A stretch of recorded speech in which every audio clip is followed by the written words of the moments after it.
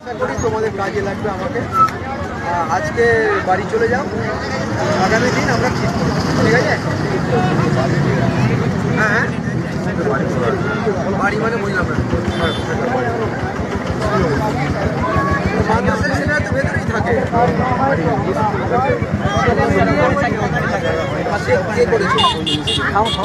ওই দিন সব নোট করে রাখো।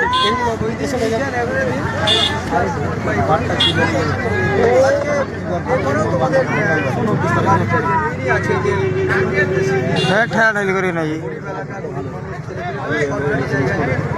ঠিক আছে? তোমাদের মানে চিন্তা করার ঠিক আছে? মঙ্গলবার টাইমটা ঠিক করো, আমাকে আগে থেকে চলে আসবে। ছাত্রদের প্রতিনিধি থাকবে, টিচারদের প্রতিনিধি থাকবে, হেডমাস্টার থাকবে, আমরা থাকবো। যদি আর কোনো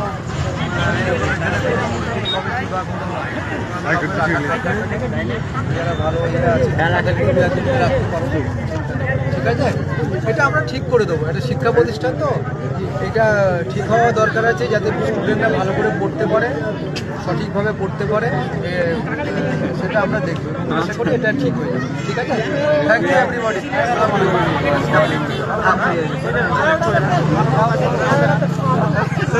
বাবু, ভালো কথা